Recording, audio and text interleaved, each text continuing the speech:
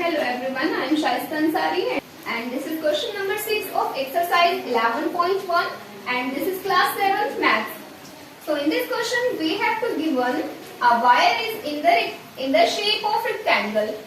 एक तार है, वायर होता है तार, तो एक वायर रेक्टेंगल के शेप में है. Its length is 40 centimetre and उस रेक्टेंगल की जो लेंथ है वो है 40 centimetre and breadth is 22 centimetre and उसकी जो ब्रेथ है वो है 22 centimetre. If the same wire is rebent in the shape of square, अगर उसी सेम वायर से एक स्क्वायर की शेप बनाई जाए, what will be the measure of each side. तो उस स्क्वायर की ईच साइड की मेजरमेंट कितनी होगी. Also find which shape encloses more area. And हमें ये भी बताना है कि कौन सी शेप ज्यादा एरिया को इनक्लोज करेगी. जैसे कि एक वायर है, उससे एक रेक्टेंगल बनाया एंड उस रेक्टेंगल की जो लेंथ है वो 40 सेंटीमीटर बनी एंड उसकी जो ब्रेथ है वो 22 सेंटीमीटर बनी. एंड आगे हमसे क्वेश्चन में बोला है कि सेम उसी वायर को, जितना ये वायर यहाँ से लेकर यहाँ तक यूज हुआ है, सेम उसी वायर से एक स्क्वायर बनाया. रेक्टेंगल बनाने के बाद उसको पहले स्ट्रेट किया. अब वो जितना भी वायर था उसी वायर को स्ट्रेट करने के बाद उसका एक स्क्वायर बना दिया एंड उसका स्क्वायर तो बनाया, बट हमें ये नहीं मालूम कि उस स्क्वायर की हर एक साइड की जो मेजरमेंट बनी वो कितने सेंटीमीटर की बनी. ये चीज हमें तभी मालूम होगी जब हमें ये पता होगा कि वो जो वायर था वो टोटल कितना बड़ा था. उस वायर की जो टोटल लेंथ थी वो कितनी थी एंड उसकी टोटल लेंथ को फाइंड आउट करने के लिए हमें यहाँ पर इस रेक्टेंगल का पेरीमीटर फाइंड आउट करना होगा.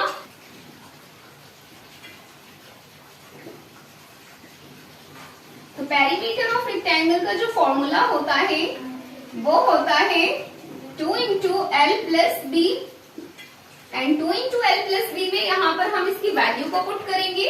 तो 2 जो है वो कॉमन में रहेगा एंड L लेंथ की जो इसमें वैल्यू गिवन है वो गिवन है 40 सेंटीमीटर. तो L के प्लेस पर यहाँ हम L की वैल्यू को पुट करेंगे एंड जो B की वैल्यू है एंड B की प्लेस पर यहाँ ब्रेथ की वैल्यू को पुट करेंगे एंड ब्रेथ की जो वैल्यू है वो है 22 सेंटीमीटर एंड आगे इसको सोल्व करेंगे तो 2 यहाँ पर कॉमन में रहेगा एंड 40 प्लस 22 को जब हम एक जगह ऐड करेंगे तो ये बन जाएगा 62 सेंटीमीटर.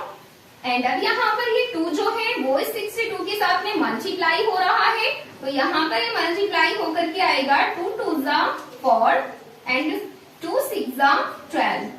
तो यहाँ पर इसका जो पेरीमीटर है वो आ चुका है 124 सेंटीमीटर. इस वायर की जो टोटल लेंथ थी वो थी 124 सेंटीमीटर. हमें यहाँ पर ये मालूम है कि 124 सेंटीमीटर के वायर से ये रेक्टेंगल बना था एंड क्वेश्चन में हमसे बोला है कि सेम उसी वायर से एक स्क्वायर की शेप बनानी है. एंड जब हमें यहाँ मालूम है कि एक स्क्वायर की जो साइड्स होती हैं वो होती हैं 4 साइड्स. 124 सेंटीमीटर का जो वायर था वो एक स्क्वायर की शेप में जब बनाया गया तो वो 4 साइड्स की टोटल मेजरमेंट आ गई यहाँ पे एंड जब 4 साइड्स की टोटल मेजरमेंट 124 सेंटीमीटर है तो एंड जब 4 साइड्स की मेजरमेंट इक्वल है 124 सेंटीमीटर के, तो एक साइड की मेजरमेंट कितनी होगी, इस 4 से डिवाइड करना होगा. So this will be 4 3 12 and 4 1 4. तो जो एक स्क्वायर की वन साइड की मेजरमेंट होगी वो होगी 31 सेंटीमीटर. तो यहाँ लिखेंगे side of a square is equals to 31 centimetre. यहाँ पर हमने इस स्क्वायर की ईच साइड को फाइंड आउट कर दिया है एंड उसके बाद क्वेश्चन में हमसे आगे बोला है also find which shape encloses more area, कि ये भी फाइंड आउट करो कि कौन सी शेप ज्यादा एरिया को इनक्लोज करेगी. अब इस चीज को डिसाइड करने के लिए पहले हमें फाइंड आउट करना होगा इस रेक्टेंगल का एरिया एंड उसके बाद हमें नीड होगी इस स्क्वायर का एरिया फाइंड आउट करने की. बिकॉज जब तक हम इन दोनों का एरिया 1 बाय 1 का एरिया फाइंड आउट नहीं कर लेंगे तब तक हम डिसाइड नहीं कर सकते कि कौन सी शेप ज्यादा एरिया को कवर करेगी. तो यहाँ पर हम इस रेक्टेंगल का एरिया पहले फाइंड आउट करेंगे।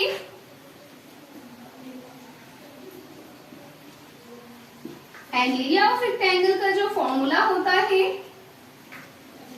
वो होता है length into breadth. And length की जो वैल्यू है वो है यहाँ पर 40 सेंटीमीटर। तो लेंथ की प्लेस पर लेंथ की वैल्यू को पुट करेंगे। एंड जो ब्रेथ की वैल्यू है वो है 22 सेंटीमीटर। तो ब्रेथ की प्लेस पर यहाँ पुट करेंगे 22 सेंटीमीटर। एंड अब इन दोनों को आपस में मल्टीप्लाई करेंगे। तो जब इनको मल्टीप्लाई करेंगे ये 0 जाएगा एक side. And 4 2 8 and also 4 2 8. So this will be 880 centimeter square. And now we have to find out here the area of square. And area of square का फॉर्मूला जो होता है वो होता है साइड इंटू साइड। तो जो साइड की मेजरमेंट है वो है 31 सेंटीमीटर।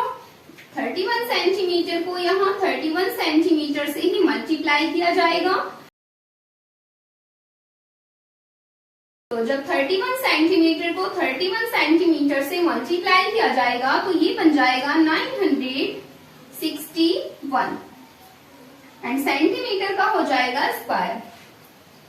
तो यहाँ पर हम देख सकते हैं कि एरिया ऑफ रेक्टेंगल जो हमारे पास आया है वो आया है 880 सेंटीमीटर स्क्वायर। एंड जो स्क्वायर का एरिया आया है वो आया है 961 सेंटीमीटर स्क्वायर। तो क्वेश्चन में जैसे कि हमसे मालूम किया था कि कौन सी शेप ज्यादा एरिया कवर करेगी, तो यहाँ पर स्क्वायर का जो एरिया है वो स्क्वायर की शेप ज्यादा एरिया को इनक्लोज करेगी। तो यहाँ पर फाइनल लाइन में हम लिखते हैं Therefore,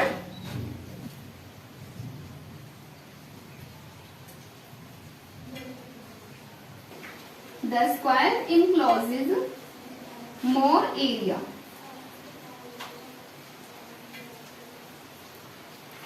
So this was the answer of this question and now let's come to the next question. So I hope आपको ये वीडियो पसंद आई होगी। अगर आपको मेरी ये वीडियो पसंद आई हो तो प्लीज इस वीडियो को लाइक करें एंड इस चैनल पर कंटिन्यू बने रहें।